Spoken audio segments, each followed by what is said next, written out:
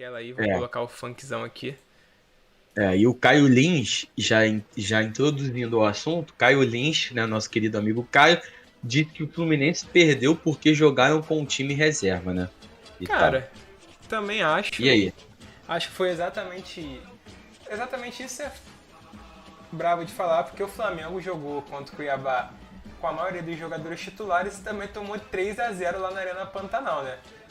Perfeito. Mas, pô, o Fluminense claramente jogou com o time reserva e também ainda foi. Teve um jogador expulso, né, cara? Que também alterou bastante aí o rumo da partida. Mas assim, uma partida muito abaixo do time de Fernando Diniz.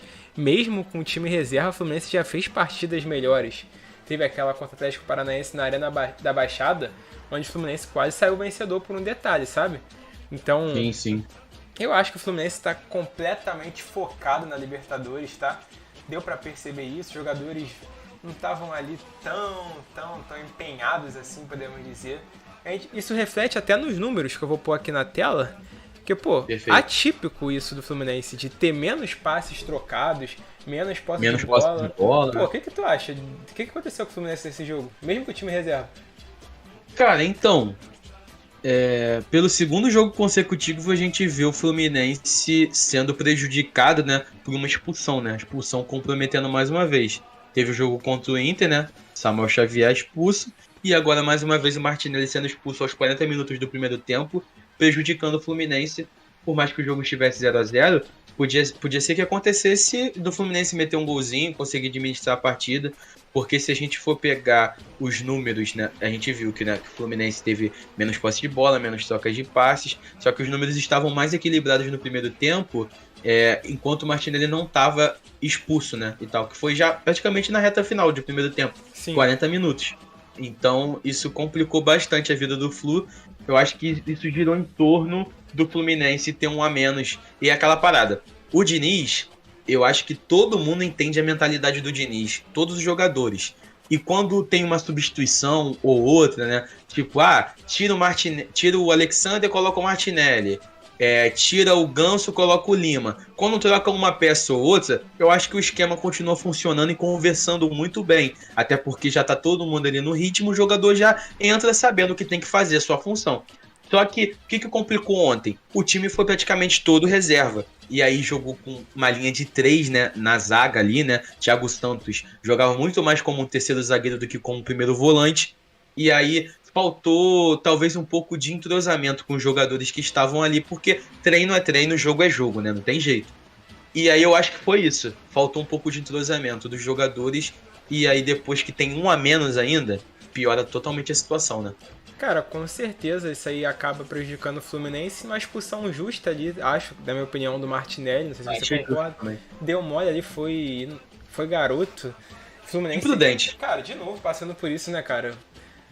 Acho que o psicológico do Fluminense tá meio afetado com essas decisões aí que o time vem enfrentando. Porque, pô, quarta-feira de novo tem o jogo da vida. Na última quarta era o jogo da vida, que já passou pra essa, porque é o jogo de volta, né? Não tem jeito.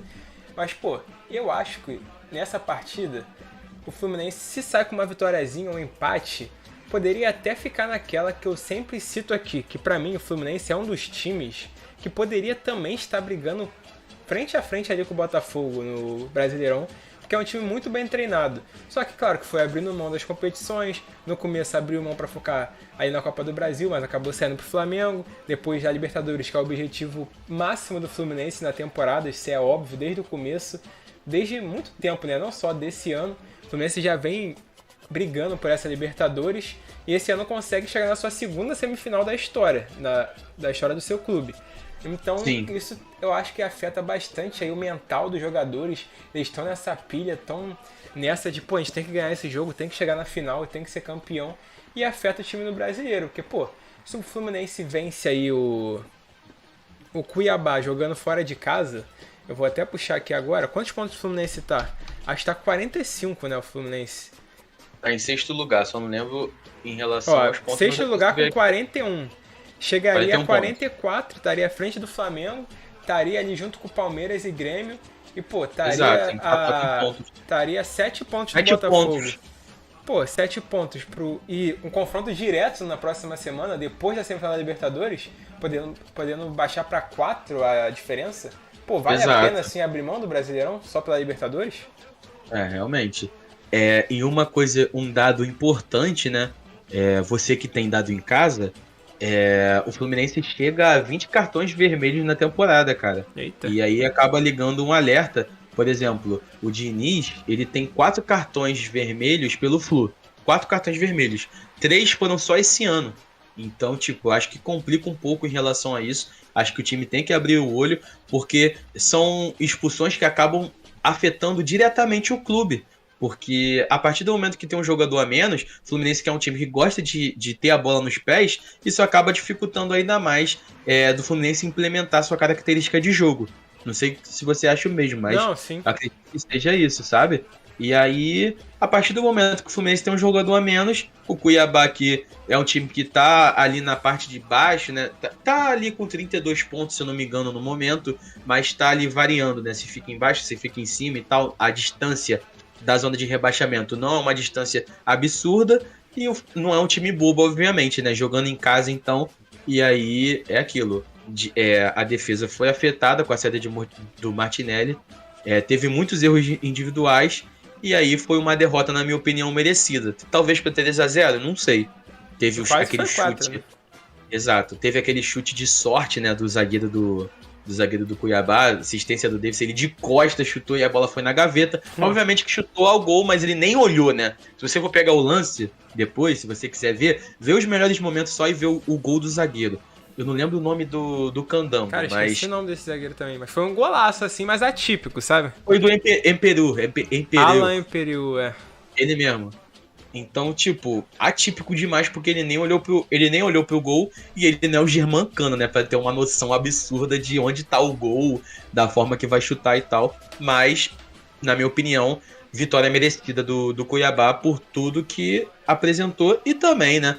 Pela expulsão do Fluminense que acabou afetando o time por completo. Já que o time não tem tanto entrosamento e aí com um a menos afeta ainda mais, né? Não tem jeito. Cara, não tem jeito. E, cara, acho que a gente pode entrar numa resenha aqui, quase um pré-jogo de Fluminense e Inter. Porque, pô, é um jogo importante. O torcedor do Fluminense compareceu no aeroporto pra empurrar o time, dar aquele apoio final na viagem pra Porto Alegre. Cara, o que você espera desse jogo? Porque a gente vai falar dos palpites aqui, claro, porque eu já havia palpitado que o Fluminense ia buscar essa classificação no Beira-Rio. Mas, sim, pô, depois desse jogo do primeiro jogo, eu sinto que vai ser mais difícil do que eu pensava, do que eu previa aqui. Porque o Inter é um time que vai jogar em casa, Beira-Rio lotado, não vai estar de bobeira. É um time que vem passando meio que aos trancos e barrancos, mas está avançando na Libertadores, sabe? É um time copeiro, já é bicampeão da Libertadores, um time que sabe os caminhos. O Fluminense é um time que ainda não tem tanta experiência na competição, mas quer buscar a glória eterna. Mas eu quero saber, Vini, tu acha que dá pro Fluminense passar lá? Acha que o Fluminense ainda é o favorito, apesar de tudo? Apesar do primeiro jogo, do desfalque que vai ter do Samuel Xavier, vai entrar com o Guga, mas você acha que dá pra buscar lá a classificação? Cara, então, eu acho de verdade que dá sim pra buscar, mas agora se é favorito ou não pro jogo, eu acho que tá 50-50. Pelo resultado que o Inter conseguiu no Maracanã, o Fluminense que não perdeu no Maracanã, continua invicto, né, em casa, só que é um resultado que o Inter leva para casa, então é como se tivesse 0-0 e o Inter jogando em casa, tem essa bonificação de decidir o jogo em casa, sabe? Então sim, acredito que seja um jogo muito mais complicado do que o Fluminense imaginava, já que, poxa, abriu o placar no Maracanã, a gente esperava que conseguisse. Depois que o Fluminense faz o gol, o que a gente pensou? Eu e você aqui vendo o jogo aqui em casa. Pô, o Fluminense agora vai administrar o jogo. Um time que se defende e ataca com a bola no pé. Ferrou pro Inter. Só que não, buscou o resultado, teve a expulsão do Samuel Xavier, chegou a virar o jogo e cedeu um empate no final. Brilhantismo do Germancano e também falha da defesa do Inter, claro, em deixar o Nino cabecear sozinho. Então acho que vai ser um resultado um pouco difícil para o Fluminense buscar, porque o Inter joga em casa e o Inter demonstra sua força dentro de casa, buscou contra o River a classificação dentro de casa, nos pênaltis, o Rocher batendo pênalti, sabe? Conseguiu eliminar o Bolívar, vencendo o Bolívar dentro de casa e não permitindo que o Bolívar fizesse um gol sequer dentro de casa, coisa que não acontecia desde 2011. Então, tipo, é um time, o Inter, que é um time inferior, na minha opinião, tecnicamente, que o Diniz oferece muito mais em relação à qualidade no jogo do que o próprio Kudê, só que, irmão, semifinais de Libertadores, ninguém tá ali por acaso, sabe? Quem tá ali tá fazendo por merecer. Então é um jogo que o Fluminense entrar atento, abrir os olhos, né? Não conta com o Samuel Xavier, mas no segundo jogo da final também não contou por conta de uma expulsão, lembra?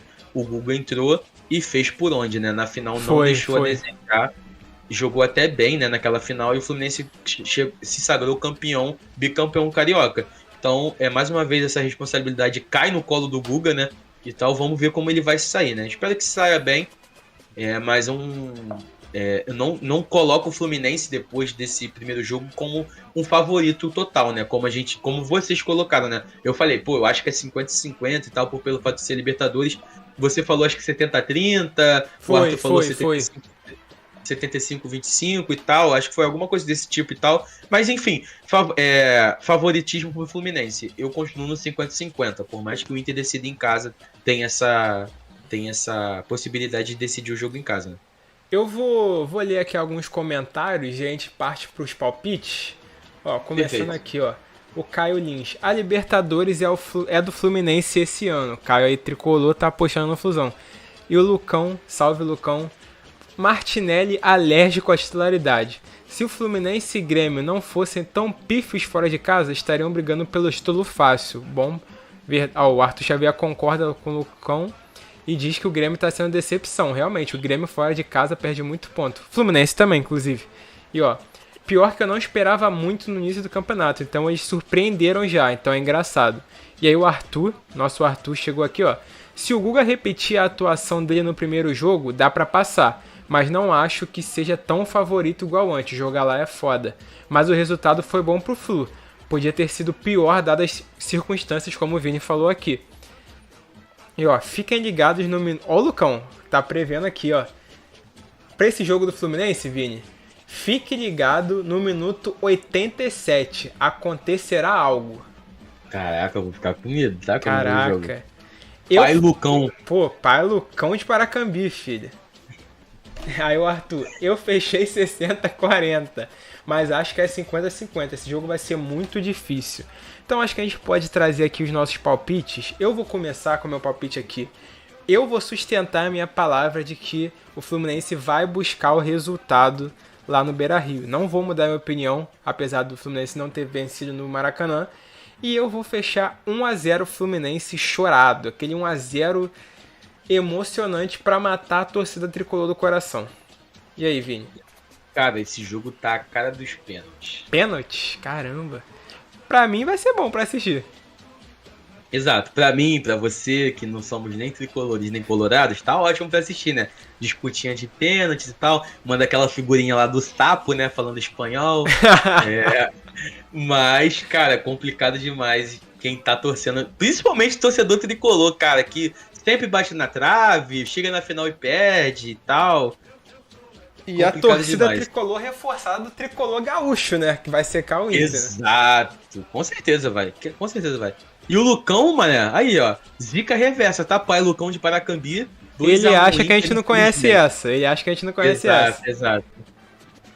Ele falou que vai tomar calmante, suco de maracujá e dormir, tá maluco? Ó, o Arthur 2-0 Flu. O Caio 1-0 Fluminense tá comigo. Caio, vem comigo que é sucesso, irmão.